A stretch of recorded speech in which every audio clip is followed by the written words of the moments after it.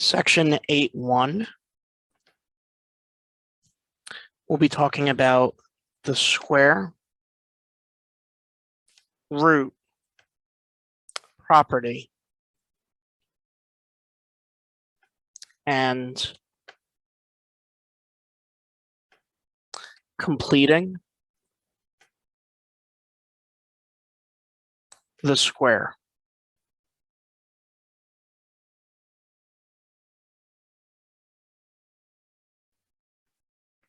So a couple things to get out of the way first. One thing is the definition.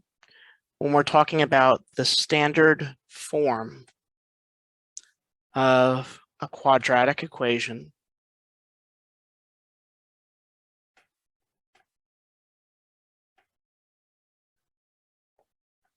this is written ax squared plus bx plus c is equal to 0, where a, b, and c are integers.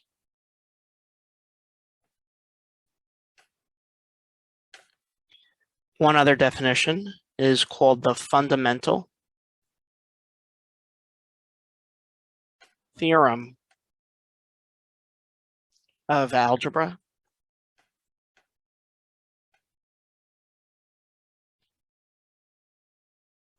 And what this says is that you will get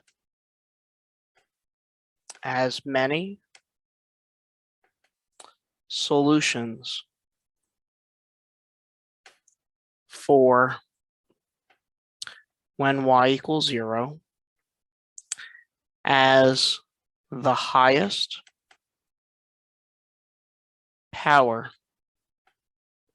of x.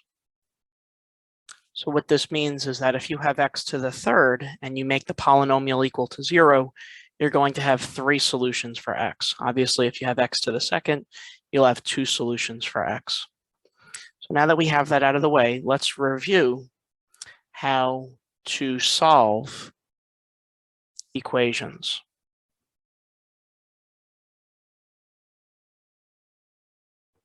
And we're going to make all of these equations equal to 0. So the first way that we learn how to solve an equation is if the equation is basic. What I mean by this is if you have x plus 2 is equal to 0, then clearly x would equal -2. You just isolate the variable. Most of the equations that we deal with are not quite that simple. Most of the equations we've seen so far, we could factor to solve them.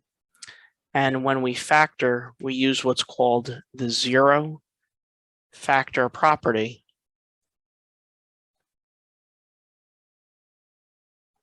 which just tells us to set the factors equal to 0 and solve for x.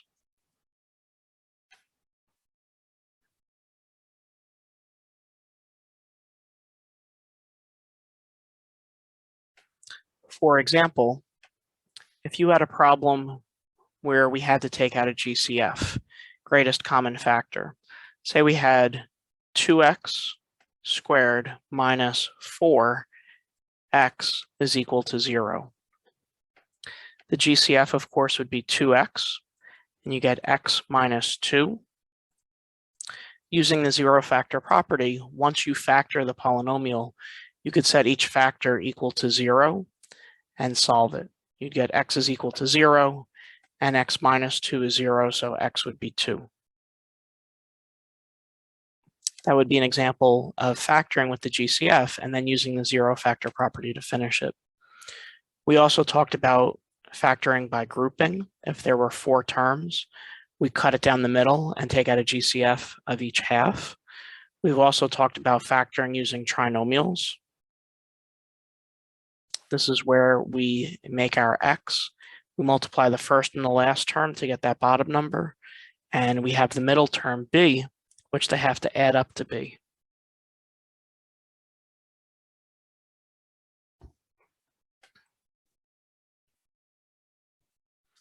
And then we also talked about special cases. when we talked about special cases, we did have difference of squares, sum of cubes, and difference of cubes. Difference of squares would be a plus b times a minus b. A cubed plus b cubed would be a plus b. Same sign, opposite, always positive. And then again, same sign, opposite, always positive. So those are how we've talked about how to solve equations so far. The problem is, what if we get a polynomial that isn't basic and we can't factor it? That's where these new techniques are going to come in today. We're going to be talking about completing the square in a little bit.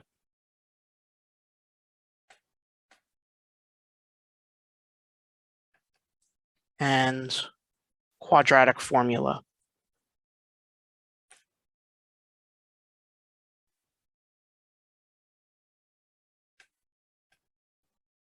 So generally when we solve, we go from the least aggressive technique to the most advanced.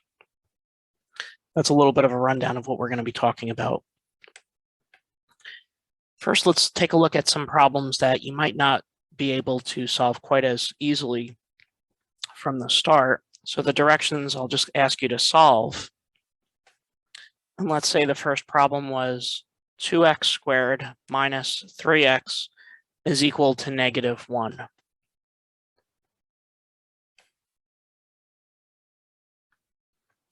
First step is we always want to make sure our equation is equal to 0. So we'll just bring the 1 on the other side.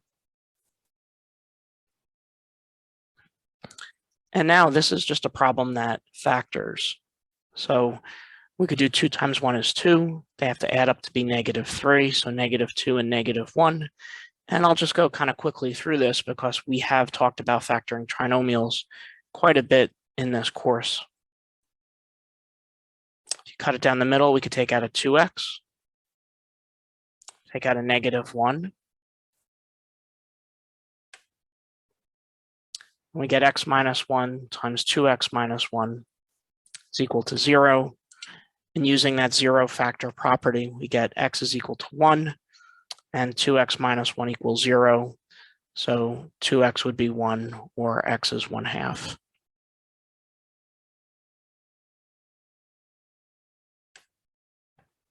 That would be the first example. And just as a heads up, this was x to the second, so we expect to have 2 answers, and we do.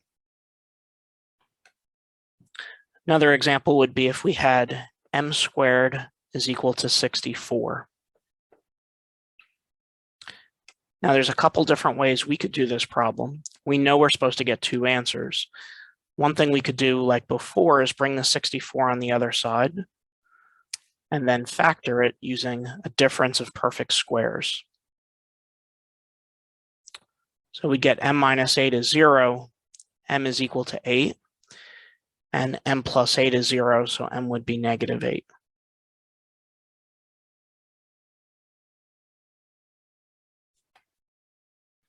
Another way we could do this is we could just take the square root of the other side.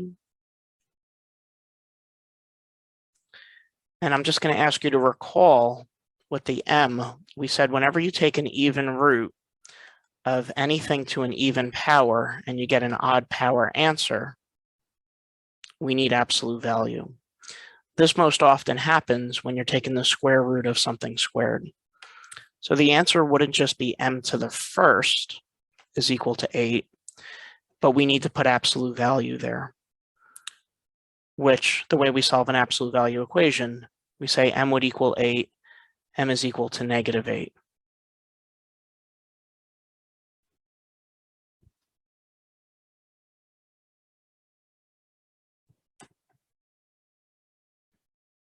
Let's try another one. What about if we had 3x squared minus 54 is equal to 0?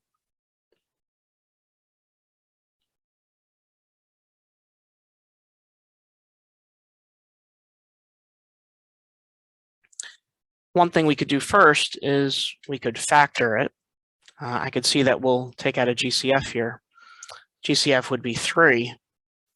And this would just be x squared, and 54 divided by 3 is 18.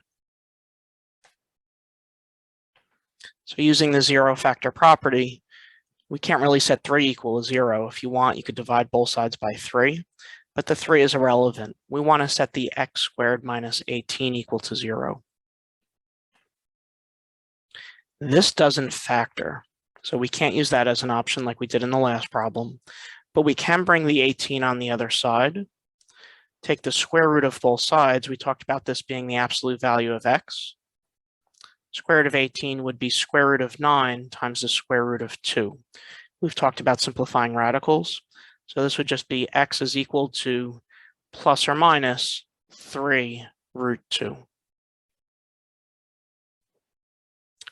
Remember, anytime you take the square root of something squared, we do have to use absolute value, and that's what we get here. We have the plus or minus.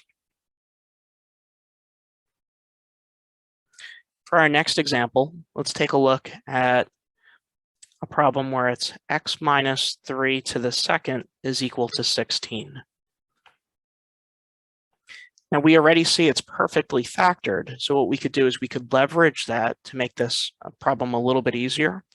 I'm going to show you 2 techniques to do this, and you could choose which one that you prefer best. So, like I mentioned, because it's already factored, we could just take the square root of both sides.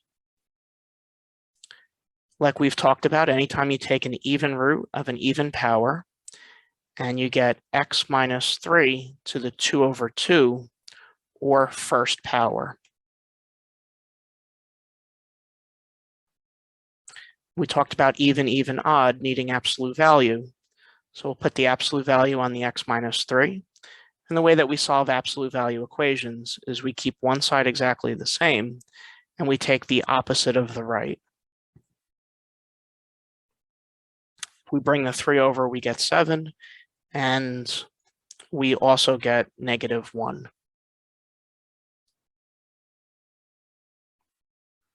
We get 2 answers. We're supposed to get 2 answers, so that checks out. Let's also try this another way by distributing the x minus 3 times itself. And even though we're doing it a totally different way, you could see by using the same rules in math, we wind up with the same answer. So there are, for a lot of problems, there are multiple approaches. As long as we follow the rules correctly, we'll still get the same answer.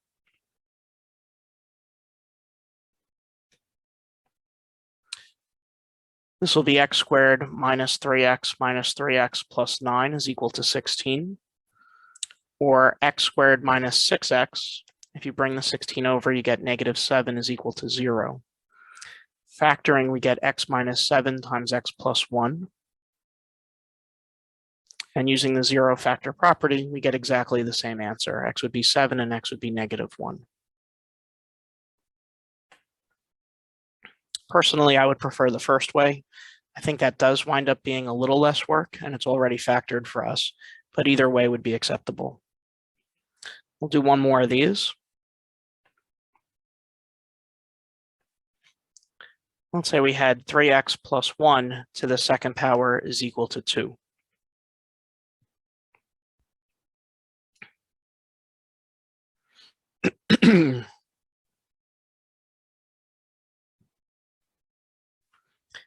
Now, instead of doing this both ways, I'm just going to do it the first way here, but both ways would work.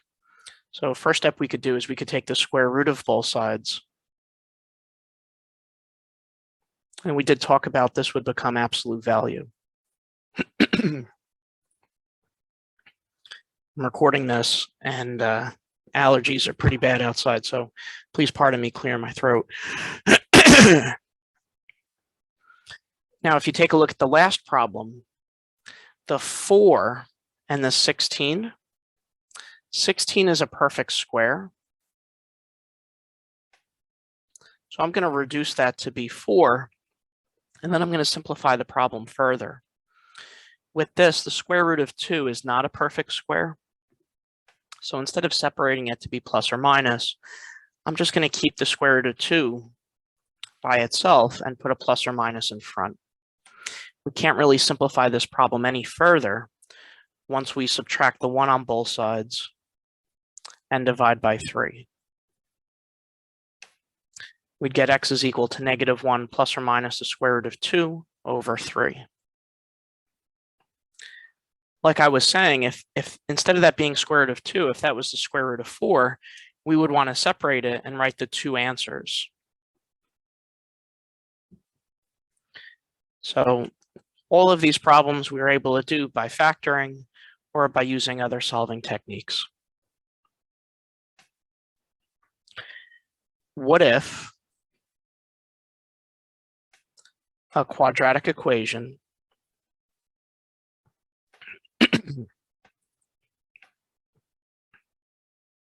cannot be factored?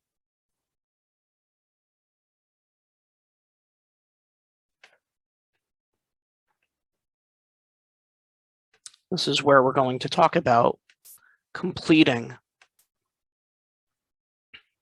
the square.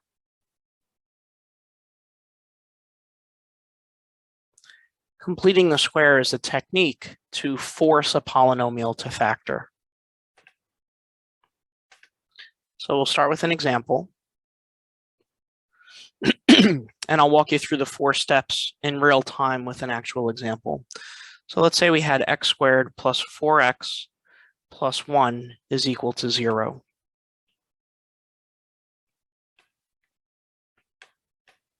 The first step for completing the square is that we isolate the variables. What this means is we get the x's together and we write it like this. We just want the 1 out of the way. We're going to be doing some work on the variables and we don't want anything else to interfere with it.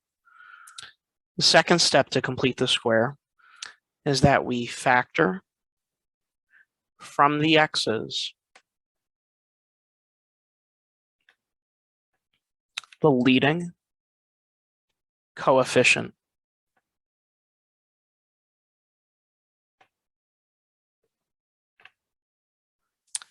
What I mean, the leading coefficient is just the number in front of the highest power of x.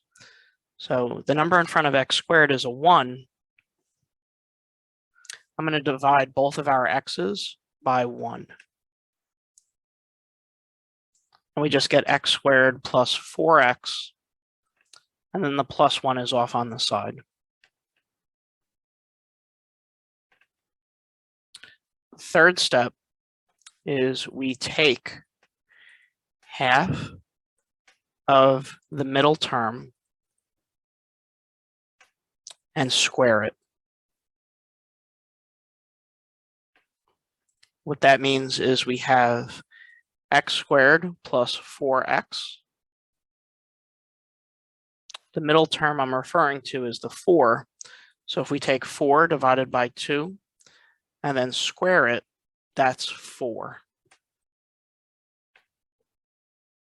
And then there's one more step. We're going to multiply the new number by the front and subtract.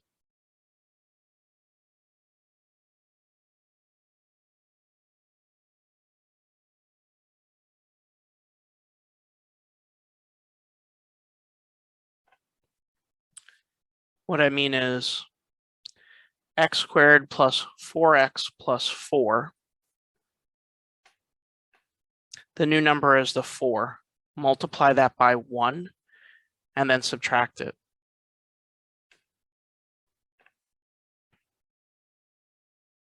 So we completed the square, and this polynomial right here is always going to be a perfect square. If you were to factor this using trinomials, it'd be x plus 2 times x plus 2.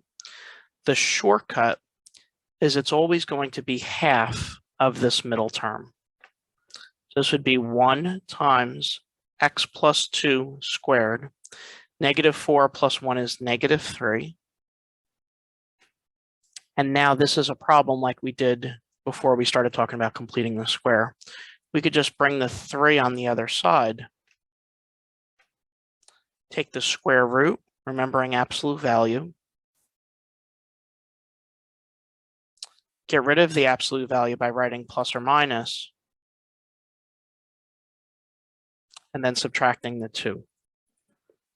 So previously we took a problem that couldn't factor, and by using this technique of completing the square, we forced it to factor.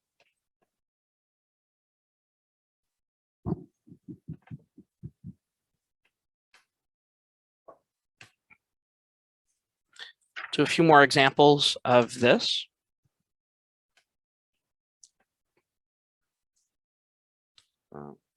Just call this another example. What if we had 3x squared plus 6x is equal to 2? Remember, for all of these equations, we want to make it equal to 0. And then we'll go through our 4 steps. First step is we isolate the variables. Next, we factor out the leading coefficient from the x's. Next step, we take half of the middle and square it. 1 squared is 1. And we do 1 times 3 is 3, and then we subtract that. So this will just factor to be x times, well, that trinomial would factor to be x plus 1 times x plus 1 if you use the x technique that we talked about. The shortcut, it's always half of this middle term. So half of 2, positive 2, is just positive 1. And then negative 3 minus 2 would be negative 5. Finishing this up, we could bring the 5 on the other side. Divide by 3. And take the square root of both sides. Remembering, when you take the square root of a fraction, you take the square root of the top and the bottom.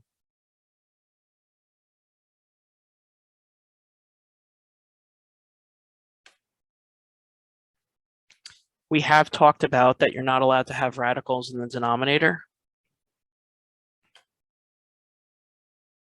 So to get rid of that, we do what's called rationalize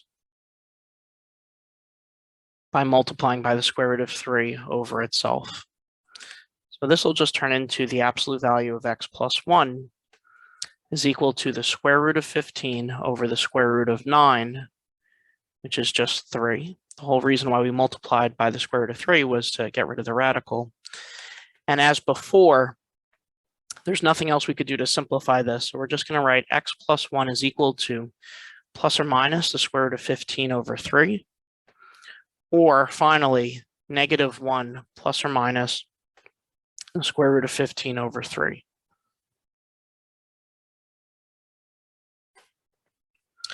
That's a totally acceptable answer for me. You might also find that answers don't like having separate fractions like this. So one thing that we could do is, instead of writing negative 1, we can get a common denominator. And instead of writing negative 1, multiply by 3 over 3 and write our final answer as negative 3 plus or minus the square root of 15 all over 2. Or I'm sorry, all over 3. Either one of these answers is fine. I just want you to be able to recognize the same answer in different forms.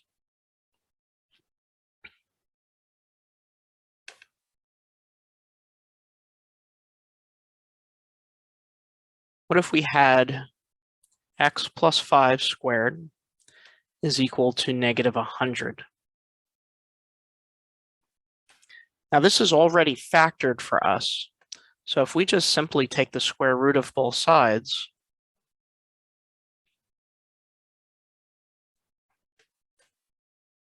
This would just be absolute value. And we talked about how to write the square root of a negative number. We could actually write this as the square root of 100 times the square root of -1, or 10i. Getting rid of the absolute value, we'd get plus or minus 10i, and bringing the 5 over, we get -5 plus or minus 10i.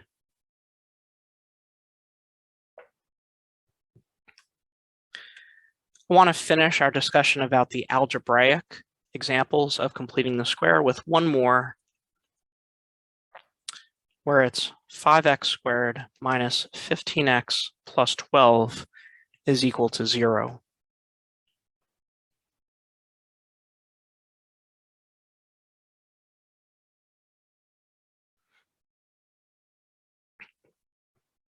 We'll follow the same steps here. We could get the 12 out of the way.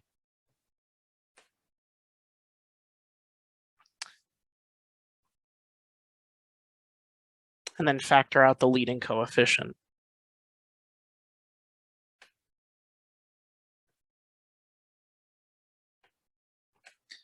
Next, let's take half of the middle and square it. This would turn into just 9/4, which will multiply by 5 to be 45/4, and subtract that.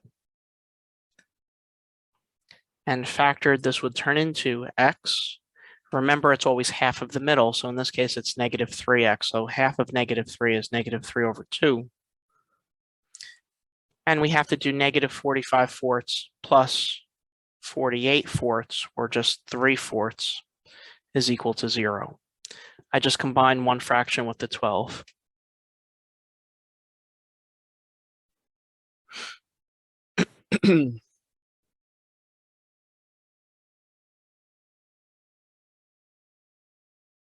To finish this, let's go ahead and bring the 3/4 on the other side.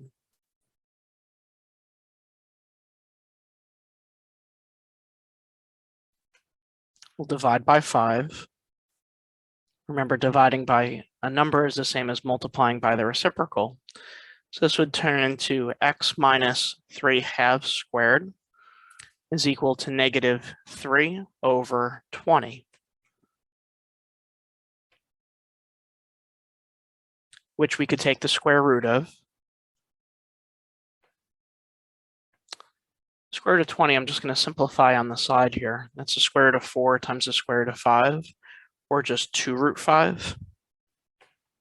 So we have the absolute value of x minus 3/2 is equal to I√3 over 2√5.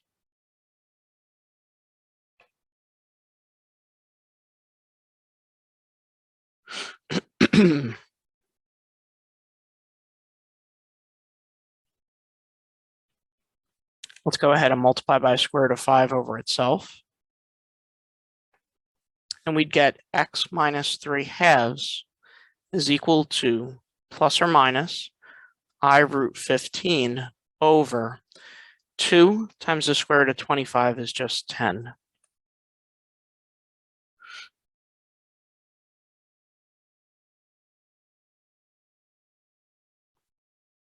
Then bring the 3/2 over. And if you want to write this as your final answer, that's totally fine. But as I said in the previous problem, generally we'd like to combine two different terms. So in this case, if we just multiply the 3/2 by 5/5, we'd get x is equal to 15/10 plus or minus I√15 over 10. Gives us one, maybe a little bit more neat fraction instead of two separate ones.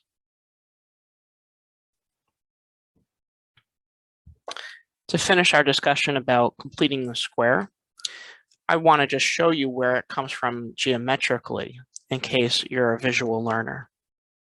You're not required to know this, but for some people it might help things make a little bit more sense. And I'll just title this Geometrically. completing the square.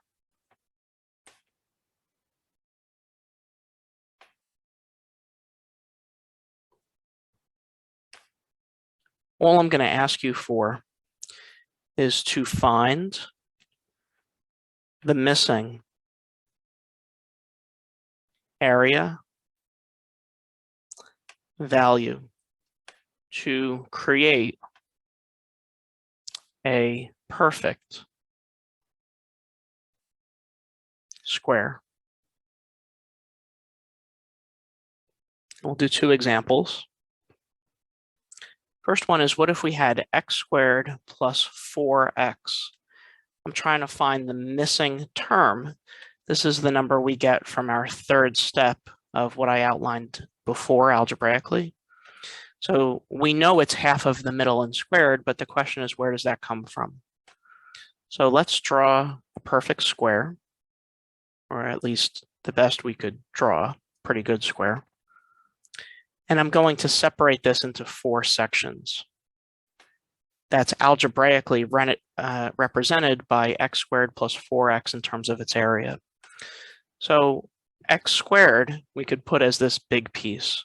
And remember, area is length times width. So in order to get x squared, we would have a length of x and a width of x. In order to get the 4x, I could split that up for this to be the area of 2x and this to be an area of 2x. Remember, if we already have a width of x, then this would have to be 2. 2 times x, of course, is 2x. And same thing with this. If we know that this length is x, this would, of course, have to be 2. Well, we're asked to find the missing piece. That area is going to go right here. If we have a length of 2 and a width of 2, that missing piece is 4. That's where it comes from. So geometrically, this is what completing the square looks like. Let's do one more example of this. What if we had x squared plus 8x plus our missing term? Well, I think you already know what that missing term is going to be, but let's just go through where it comes from. If we have an area of x squared, that would mean the length times the width would be x squared. 8x we could separate to be this area, 4x, and this area, 4x. This length would have to be 4 if the width is x from above. And if this length is x, then this width would have to be 4. That gives us area of each of those pieces of 4x. Well, if the length is 4 and the width is 4, clearly the missing piece would be 16. So if you take a look at both of these numbers, 4 is the same thing as 4 divided by 2 squared. And 16 is the same thing as 8 divided by 2 squared. That's the same as the third step in our process to complete the square.